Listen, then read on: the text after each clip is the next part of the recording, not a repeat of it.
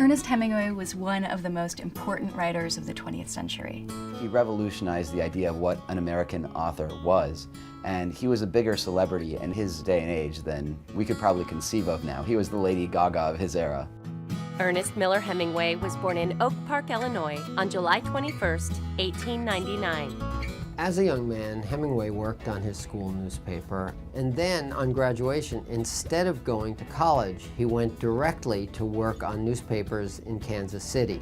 That background in journalism had a lot to do with his later literary style.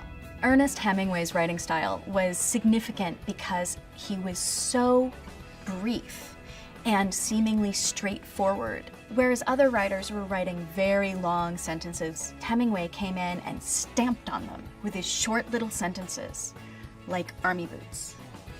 During World War I, Hemingway served as an ambulance driver and then moved to Paris, where he wrote his first novel, The Sun Also Rises, in 1926. Paris was this amazing confluence of literary talent where you had Hemingway, James Joyce, F. Scott Fitzgerald, Gertrude Stein, T.S. Eliot, and Hemingway immediately impressed all of them, especially Fitzgerald, who brought Hemingway's manuscript, The Sun Also Rises, to his publisher, Charles Scribner. If it hadn't been for Fitzgerald, Hemingway might not be a household name now.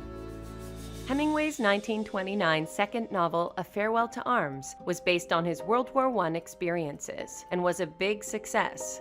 His personal life, however, was often stormy. Hemingway had this pathological thing where as soon as he married one woman, he fell in love with another one, usually a much younger one. And this happened over and over. Ernest Hemingway was married 4 times. With his first wife, Hadley, they had a son, John. With his second wife, Pauline, he had 2 sons, Patrick and Gregory. He was then married to the journalist Martha Gellhorn, and then finally to Mary Welsh. Hemingway continued to live up to his reputation as a fearless physical writer, as he served as a newspaper war correspondent during the Spanish Civil War and World War II. In 1951, Ernest Hemingway won the Pulitzer Prize for The Old Man and the Sea. Hemingway was further honored 3 years later with a Nobel Prize in Literature. In Ernest Hemingway's later life, he fought depression, anxiety, probably mental illness. Hemingway suffered from alcoholism, suffered from an ongoing battle with inner demons in his life. It started to take an intense mental toll. He would have beer and gin for breakfast, and after a while he was no longer a functional alcoholic. His ability to write was gone, and he felt that that was his essence as a human being. That was his point for being on Earth.